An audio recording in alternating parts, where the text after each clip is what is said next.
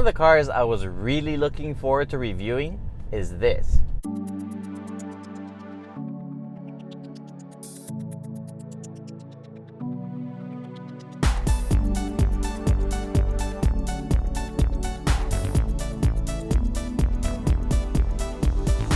The 2017 Mercedes-Benz E300 4MATIC, which is the all-new 5th generation codenamed W213 E-Class.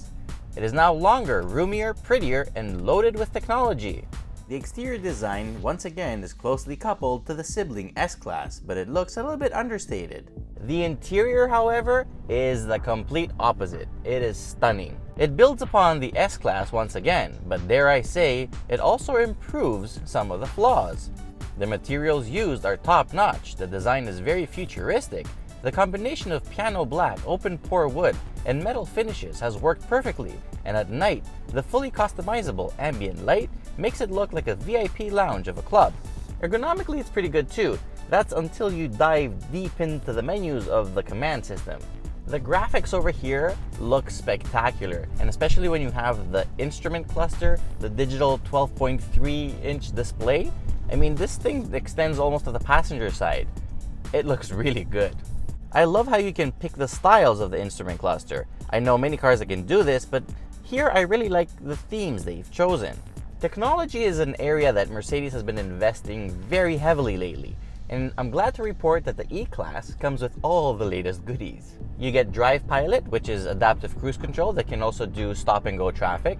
You get lane keep assist, you get lane departure warning, you have lane change assist, you have blind spot monitors, and you have the collision assist pre-braking stuff.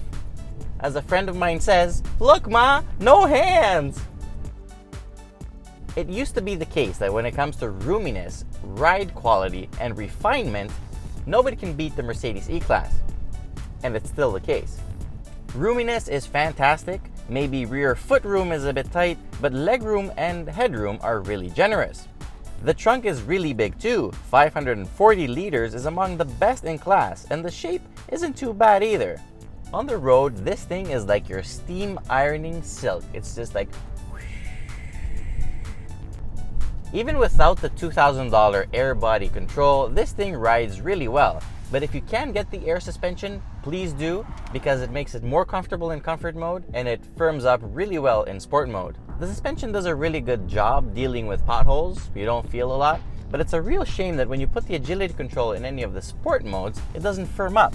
So when you take a turn pretty fast, Steve shows up. The chassis is so rigid and the car is so well insulated that it could really use a little bit of a firmer suspension when you're in the mood, because it would make it more involving to drive. It's not that it's bad as is with the regular lowered comfort suspension, but competitors like the XF, the Jaguar, the Cadillac CTS, 5 Series BMW, they're all better to drive. The 4MATIC all-wheel drive system helps achieve really good traction, so you can tackle bad or cold weather without any issues. The really surprising thing here is performance. The 4-cylinder 2-liter turbo engine feels more than capable of dealing with the 1,765 kilos this thing weighs, which for its size is pretty light. Made it to a pretty quick 9-speed automatic transmission, 0 to 100 kilometers an hour comes in 7.1 seconds.